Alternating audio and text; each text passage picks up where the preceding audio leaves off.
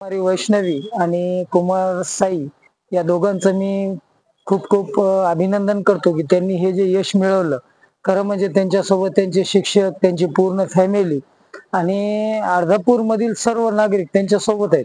आता हे CBSEचा रिझल्ट लागला, अजून मराठी माध्यमाचा रिझल्ट लागायचा बाकी आहे. अर्धापूर शहरामध्ये काही दिवसापूर्वी शिक्षणाची काही सुविधा नव्हती. खरं म्हणजे आदरणीय अशोकरावजी चव्हाण साहेब यांच्या माध्यमातून या ठिकाणी आता शाळेचा झालेला आहे. शाळा सुद्धा अर्धापूरला आलेली आहे. पुन्हा नांदेड जिल्ह्यामध्ये एक शैक्षणिक हब या माध्यमातून तयार होत आहे. कारण खूप मोठं शैक्षणिक नांदेडला पूर्ण 4 तालुक्याचे या ठिकाणी विद्यार्थी येऊन नांदेड सारख्या शहरामध्ये या ठिकाणी शिकतायत.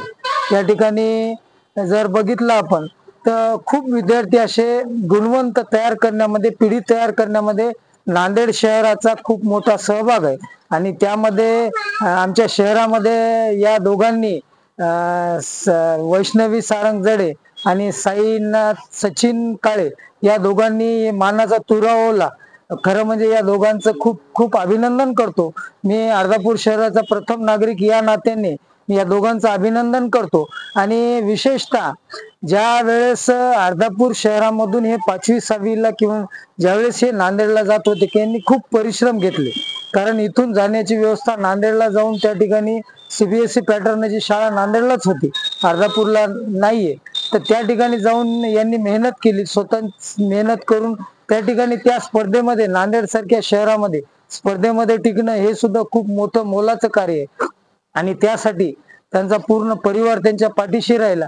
आणि भविष्यामध्ये त्यांना नीट मध्ये खूप मोठं यश मिळावं. त्यांनी त्याच पद्धतीनं आता हे जरी तुम्हाला यश मिळालं असेल तरी या हे यश म्हणजे सर्वस्व नाही, तर याच्यापेक्षा तुम्हाला अजून दुप्पट मेहनत करून त्या पद्धतीचं आपल्याला नीट मध्ये प्रथम येऊन आपल्या परिवाराचं नाव आपल्याला त्या ठिकाणी रोशन करायचंय.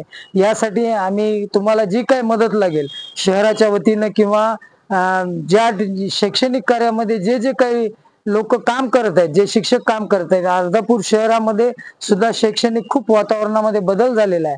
तर मी यांना पुन्हा शुभेच्छा देतो आणि एवढंच सांगेल की आपण जे नीटसाठी आपण तयारी करत आहात, जे डॉक्टर होण्याचं आपलं स्वप्न आहे, ते स्वप्न तुमचं सत्यात उतरावं आणि आमच्या अर्धापूरसाठी चांगले डॉक्टर म्हणून आपण नावारूपाला यावं. एवढंच या ठिकाणी सदिच्छा देतो आणि थांबतो. जय हिंद, जय महाराज.